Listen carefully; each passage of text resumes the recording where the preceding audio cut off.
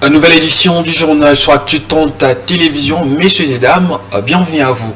La triste nouvelle est tombée ce soir. Le gouverneur militaire de la province du Nord Kivu est décédé. Le général Peter Chirimwami a succombé à ses blessures à Kinshasa, a annoncé l'armée congolaise au cours d'une réunion supérieure de la défense élargie présidée par le chef de l'État Félix Tshisekedi. Cette réunion a porté sur un seul point, la situation qui prévaut actuellement dans la partie orientale de notre pays, et surtout au Nord Kivu, et surtout dans les environs de Goma. Le commandant suprême a donné des instructions fermes pour que l'ennemi qui est en train de nous attaquer, pour que l'agresseur soit traqué jusque dans son dernier retranchement, qu'il soit repoussé loin de Goma et poursuivi jusqu'à récupérer l'ensemble du territoire national qu'il occupe. Ça, c'était la première préoccupation qui a réuni autour du commandant suprême les responsables militaires et civils que vous avez vus. Le deuxième problème, et c'était une information très capitale, c'était l'annonce du décès du gouverneur du Nord Kivu, le général-major Chirimwami Nkuba Peter, qui est tombé l'arme armée au champ d'honneur. Il a été blessé, on l'a évacué et tout a été fait pour qu'il arrive à Kinshasa et que l'on achemine pour des soins appropriés à l'extérieur du pays. Mais malheureusement, il a succombé de ses blessures. Voilà l'essentiel de tout cela et les honneurs lui seront rendus lors des obsèques nationales qui seront organisées ici à Kinshasa. Le message que je voudrais adressé aux militaires des forces armées et à tous les défenseurs de la République, et particulièrement aux vaillants combattants ou à Zalendo, VDP, est celui-ci. La meilleure façon de venger le général Chirimwami est de repousser ces agresseurs et de récupérer toutes les localités qu'ils occupent aujourd'hui. C'est un devoir, c'est une obligation. Et cette obligation est patriotique. Bien avant, le président Félix Tshisekedi avait convoqué dans la nuit une réunion de crise aux côtés de la première ministre Judith Suminwa et des vice-ministres de l'Intérieur et de la Défense. Le chef de l'État a fait les points sur la situation sécuritaire et humanitaire dans la province du Nord Kivu, particulièrement autour de la ville de Goma. Aussitôt revenu à Kinshasa ce jeudi 23 janvier 2025, au terme d'une mission officielle à Davos, en Suisse, où il a pris part au 55e Forum économique mondial, le président de la République, commandant suprême des forces armées de la RDC et de la police nationale, Félix Antoine Tshisekedi Tshilombo, a présidé à la résidence présidentielle du Mont Ngaliema une réunion de crise sur la situation sécuritaire dans l'est de la RDC en proie à l'agression du Rwanda avec ses supplétifs terroristes du M23. La première ministre Judith Suminwa, les vice-premiers ministres chargés de la défense nationale Guy Kabombo, Madian Vita et de l'intérieur Jacquemain Chabani, ainsi que le directeur de cabinet du chef de l'État Anthony Kinzo ont pris part à cette séance de travail de 3 heures en prélude à une réunion du Conseil supérieur de la défense élargie que présidera le chef de l'État, ainsi que la réunion hebdomadaire du Conseil de ministres afin de faire le point sur la situation sécuritaire et humanitaire dans la province du Nord Kivu. Le coordonnateur humanitaire de l'ONU en République démocratique du Congo a salué la réinsertion des milices Zaïre dans la communauté grâce au PDDRCS, programme de désarmement, démobilisation, relèvement communautaire et stabilisation. Une initiative encouragée par Bruno Lemarquis après une rencontre avec les commandants des opérations et le gouverneur militaire de l'Ituri, le lieutenant général Luboya Kachama Johnny. Après la maîtrise de la violence presque dans l'ensemble de la province, place à la stabilisation et au développement, a reconnu Bruno Lemarquis au sortir d'une séance de travail avec le gouverneur militaire de l'Ituri, le lieutenant général Luboya Kachama Johnny. Le coordonnateur des affaires humanitaires de l'ONU en RDC en mission en Ituri a salué les efforts des animateurs de l'état des sièges et promet l'appui de la mission au PDDRCS. On a aussi parlé de la question du PDDRCS qui est vraiment toujours une grande priorité pour amener la stabilisation dans les différentes provinces affectées par les conflits. Donc là, nous sommes très encouragés par les derniers développements. Quand j'ai atterri, j'avais le chiffre de 600 dans la tête, 600 combattants qui se sont présentés pour la démobilisation et le désarmement. Mais en fait, le chiffre est de 1016, donc c'est-à-dire que ça a augmenté très vite, en espérant que ce soit le début d'une dynamique vertueuse qui commence à envoyer des signaux aux groupes armés. Il faut rendre des armes, il faut retourner à la vie civile et il faut aider la province à se stabiliser. Donc les Nations Unies sont très très engagées aux côtés du PDDRCS au niveau national, au niveau provincial, et j'espère que ce gros chiffre de 1016 enverra un signal pour que tous les efforts soient faits pour que le PDDRCS vraiment décolle en Ituri. Parlant des solutions durables envisagées en Provence, ce diplomate a reconnu l'étroite collaboration entre les animateurs de l'état des sièges et les humanitaires. L'Ituri est une province où on a une relation très étroite de collaboration avec les autorités provinciales, ce qui est essentiel pour assurer la sécurité des humanitaires. En termes d'accès, il y a des réunions régulières. C'est la seule province où les réunions de ce qu'on appelle le comité provincial de coordination humanitaire ont lieu. Donc je pense que quand il y a des problèmes ici, ils sont discutés et ils sont adressés. Compte tenu des défis sécuritaires au pays, l'ONU appelle les humanitaires à investir à l'Ituri. Enfin, Bruno Le Marquis a laissé entendre qu'un appel de 2,5 milliards de dollars sera lancé début février pour la réponse humanitaire, et c'est sur l'ensemble de la République démocratique du Congo. Et face à l'agression des terroristes du M23, RDF-AF, les journalistes et membres de la coalition des journalistes pour la liberté de la presse ont, dans une déclaration ce vendredi, exprimé leur soutien au FARDC. Cette structure invite les Congolais à faire preuve d'unité et de cohésion sociale. C'est suivi pour un retour à de la paix dans la partie est du pays. Dans leur déclaration rendue publique ce vendredi, lue aux installations du Palais du Peuple, siège de l'expression populaire, les journalistes membres de la coalition des journalistes de la liberté de la presse disent apporter leur soutien indéfectible au chef de l'État Félix-Antoine Tshisekedi Tshilombo et à l'armée congolaise engagée au front pour défendre l'intégrité territoriale face au groupe terroriste coalisé M23, RDF, AFC.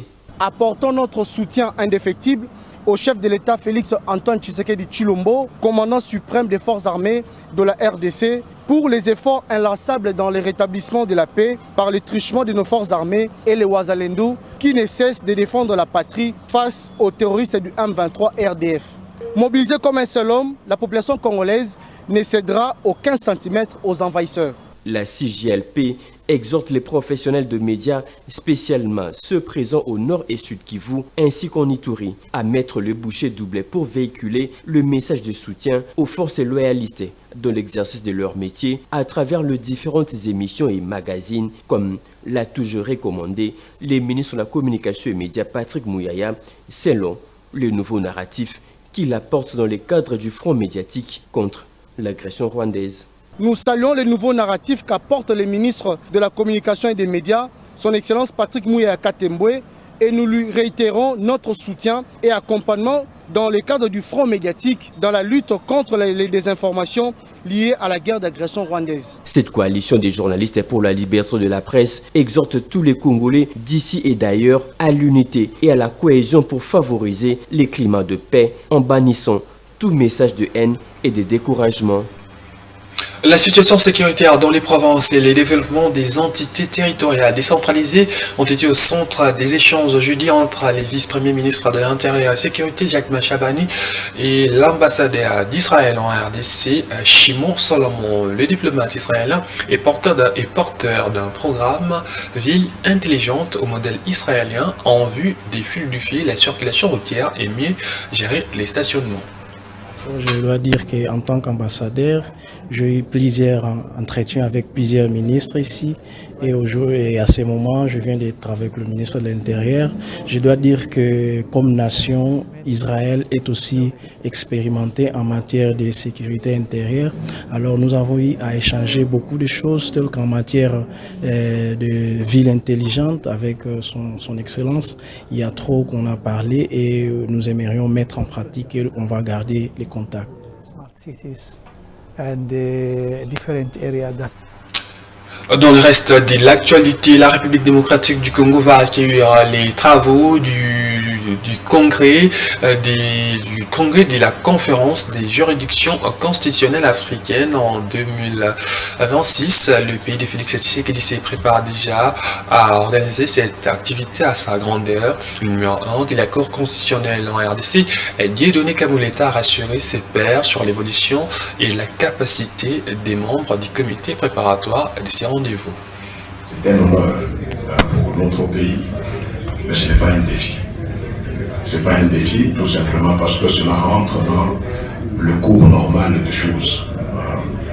Et dès notre retour de Zimbabwe, où nous avons passé des bons moments dans ce beau cadre de Victoria First, une commission avait déjà été officiellement en place. Elle existait déjà pour la candidature.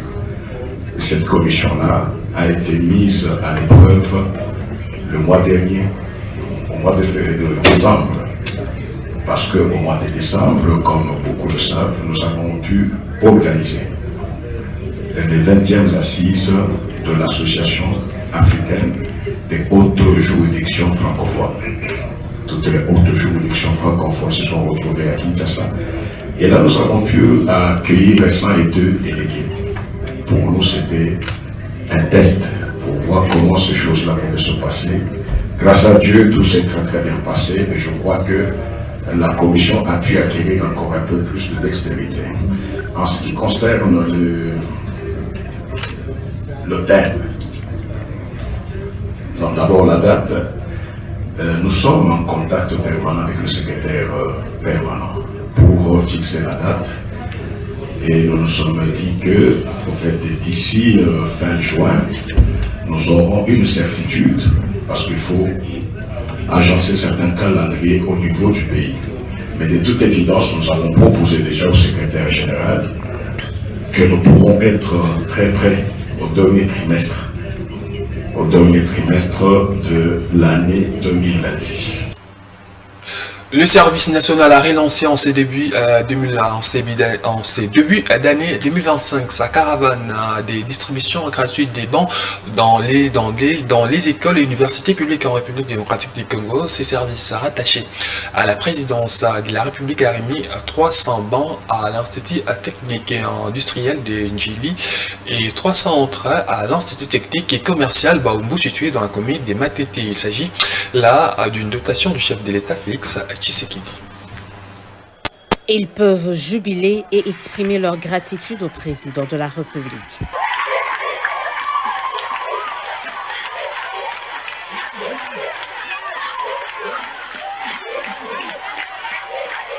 Ces écoliers et élèves de l'ITC Baumbu et de l'Institut de Matete viennent de recevoir 300 bons pupitres, une dotation du chef de l'État par le biais du service national qui a le mérite de rejoindre également le commandant de ces services, le lieutenant-général Jean-Pierre Kassongo Kabouik. En tant que parent, c'est un sentiment de bonheur que je ressens, mais en tant que commandant du service national, c'est un sentiment d'avoir accompli une mission qui consistait premièrement à encadrer ceux-là que nous avons encadrés, qu'ils ont produit un travail. Et le travail s'est fait sentir parmi nos enfants qui sont heureux de voir que des bancs sont mis à leur disposition pour bien suivre les enseignements. Dans la même journée de ce jeudi 23 janvier 2025, la caravane du service national avait effectué une première escale au quartier 3 à l'ITC Njili. Ici, la dotation de 300 autres bons pupitres adaptés aux spécificités d'une école technique est une première depuis l'époque des colons. Cet engagement du président Tshisekedi en faveur de l'amélioration des conditions d'études ne connaît pas de date d'expiration. Bien au contraire, l'heure est à son intensification, comme l'explique ici le commandant du service national. Et tant que les missions du service national n'auront pas changé, nous allons continuer à doter les écoles de bancs. C'est une instruction permanente de la part du commandant suprême, du chef de l'État et commandant suprême. Nos ateliers sont en train de produire le banc et je profite de cette occasion pour vous annoncer que dans la ville-province de Kinshasa, à partir de ce mois, chaque semaine, nous aurons au moins à doter 4 écoles en banc. Nous l'avons fait aujourd'hui, demain nous aurons une autre opération. Si pas le samedi, le lundi, nous allons passer dans d'autres écoles, mais aussi dans les institutions d'enseignement supérieur, comme l'ISTA qui n'a jusque-là pas profité encore d'une dotation de banc scolaire, de la part du service national, l'ISP. On va encore répartir à l'université de Kinshasa. Si vous vous rappelez, on avait donné une partie, on avait promis d'y revenir encore avec de bons. Donc c'est un engagement, c'est un ordre du commandant suprême que nous sommes en train d'exécuter.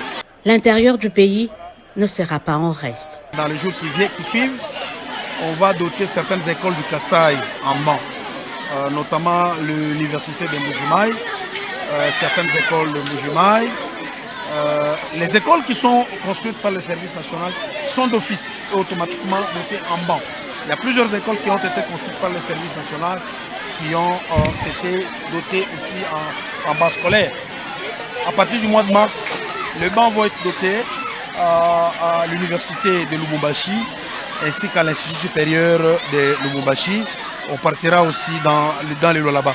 Donc il y a tout un chronogramme. Les activités vont pouvoir s'étendre un peu partout. Nous avons des demandes pressantes de la part des institutions d'enseignement supérieur à l'Équateur. Donc nous sommes en train de déployer. Vous voyez qu'on a commencé rien qu'avec une école à Kanyamaka CC. Maintenant on est en train d'étendre l'activité sur plusieurs écoles. En 2025, fort du soutien du chef de l'État, le service national dont l'apport au développement du pays par l'encadrement de la jeunesse n'est plus approuvé, entend atteindre sa vitesse de croisière, ce dans les différents secteurs où il exerce déjà diverses activités et compte en développer d'autres.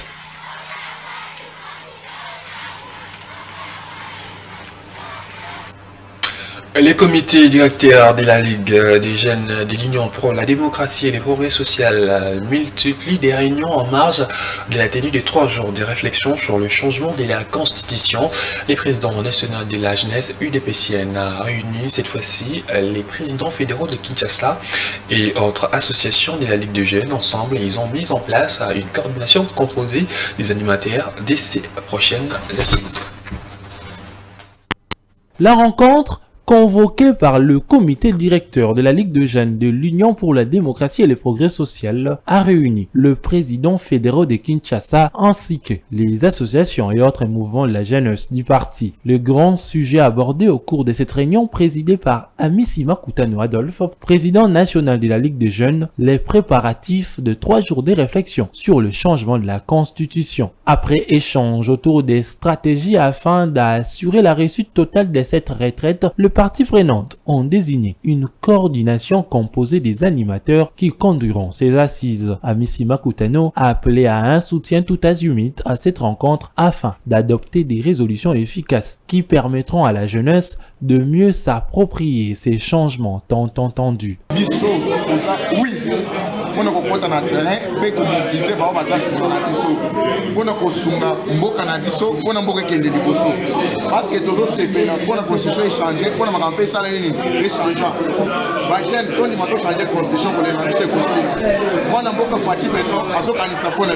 La rencontre, qui a eu lieu sous une bonne ambiance, précède celle organisée le mardi 21 janvier autour du même sujet avec la participation des présidents secrétaires de toutes les fédérations quinoises de l'UDPS. 3 mois après son inauguration par les chefs de l'État, les centres hospitaliers universitaires Renaissance ouvrent ses portes au public. La première journée porte ouverte a été organisée ce vendredi à l'attention des journalistes, occasion pour les professionnels des médias de voir les conditions dans lesquelles l'hôpital offre ses services. Il s'agit d'une longue série de journées portes ouvertes destinées au grand public. Là-bas, une 50aine de médecins serrés pour apporter des soins aux malades. En plein centre-ville de Kinshasa trône un gigantesque bâtiment. Il s'agit du CHU Renaissance de Kinshasa. Inauguré le 21 octobre 2024 par le chef de l'État Félix Tshisekedi, la formation hospitalière marque petit à petit ses empreintes. Avec une capacité d'accueil de 2500 lits et un équipement moderne, le CHU Renaissance se veut d'être une formation hospitalière à la pointe de la technologie médicale, offrant des soins de santé à toutes les couches sociales congolaises et même étrangères. Une dizaine des services y sont organisés, de la médecine interne jusqu'à la nutrition et diététique, en passant par la pédiatrie, la gynécologie obstétrique ou encore la chirurgie. Tous les détails ont été pris en compte pour une prise en charge complète des malades, avec en toile de fond des urgences intégrées. Je suis le chef des services des urgences intégrées. En ce qui concerne notre capacité d'accueil, on a la 30 lits pour recevoir les admissions. Vous savez qu'aux urgences, le malade ne vient pas traîner. Dès qu'ils arrivent, premier rôle, on fait les premiers soins. Donc c'est la médecine des premières heures. Sauver, stabiliser et puis trier et affecter directement dans des salles de soins appropriées. En fonction de la spécificité. 30 lits est suffisant qui va nous permettre de bien fonctionner et prendre rapidement nos malades en charge. Le directeur général du CHU Renaissance se projette vers l'avenir avec une possibilité de faire intervenir des Congolais experts en la matière, des Congolais évoluant au sein de la diaspora. Nous avons énormément de Congolais bien formés. Dr Laïni qui gère nos urgences a été formé au Maroc. Nous avons des médecins urgentistes qui ont été formés en France, d'autres qui ont été formés à travers le monde. Nous essayons de créer ici des conditions financières pour qu'ils restent ici et qu'ils soient motivés. Raison pour laquelle on digitalise, on informatise, on met la culture de la transparence pour qu'on soit en mesure de mobiliser les moyens pour les mettre à l'aise. Et quid de la mise en commun avec Mama Emo? Nous sommes en train de faire une mutation entre l'ancien hôpital et le nouvel hôpital. On fait deux choses importantes. La première, on migre les services. Deuxième, on migre des personnes. À ce niveau-là, il y a une question de responsabilité de dirigeants. J'ai trois catégories de problèmes. Le premier problème, c'est les compétences des gens. Okay, on fait venir des gens en fonction de leur savoir-faire, en fonction de ce qu'il y a à faire. Deuxième, c'est le statut social et administratif des gens. J'hérite ici des gens qui sont ici, je ne sais sur quelle base. On les appelle les acceptés locaux. Dans toute l'administration, il n'y a pas d'acceptés locaux. C'est juste une entorse à la réglementation. Mais on a ici beaucoup de gens qui sont dans cette situation, pas nécessairement de leur faute. Quelqu'un a dû leur permettre d'être ici. Deux questions. La première, il y a quelques jours, quelqu'un détourne de l'argent, il est dans cette catégorie. Je n'ai même pas les moyens de le sanctionner. Okay? Mais pire, quelqu'un peut tuer. Ça peut être un médecin ou une infirmière comme une erreur sur quelqu'un. Je fais quoi avec? Vous comprenez? Et donc j'ai malheureusement la dure obligation de pouvoir remettre l'hôpital dans les règles administratives normales. Et donc il y a des gens qui entreront ici et qui vont continuer à exercer leur travail. Il y a d'autres personnes pour lesquelles nous serons obligés de nous séparer et d'autres personnes à qui on va donner un contrat spécifique pour qu'ils soient en mesure de pouvoir venir ici. Et ça, encore une fois, n'en faites pas une flamme. Nous sommes en train de gérer cela avec humanité et avec responsabilité. Alkitenge entend poser les bases d'une gestion transparente. Et au CHU Renaissance, il n'existe pas de paiement comptant. Le système est bancaire. Je suis à la tête de cet hôpital. Mon travail, c'est de m'assurer que je mets les conditions de gouvernance nécessaires pour que cet hôpital tourne et que les soignants soient en mesure de donner leurs soins comme il faut. Parce que ici, mon travail de base, c'est de m'assurer que nous avons de l'électricité en permanence, et nous sommes en train de corriger tout le système, ça rentre dans mes corps d'ingénieur, que nous ayons de l'eau de qualité, ça rentre dans mes corps d'ingénieur, que nous ayons une gestion financière saine, ça rentre dans mes corps d'économiste, que nous ayons ici un parcours de l'hygiène parfaite, et ça rentre dans mes corps d'ingénieur, et du coup, mon travail ici, c'est de m'assurer que je mets en place des bases de gestion pour que, quand je serai parti d'ici, n'importe qui arrive, il trouve un train qui marche. Les consultations coûtent 10 $ américains. Dans un futur proche, l'hôpital mettra à la disposition des Congolais une boîte à suggestions, a annoncé à la presse le directeur général Alkitenge. Fin de cette édition du journal. Merci à vous de nous avoir suivis.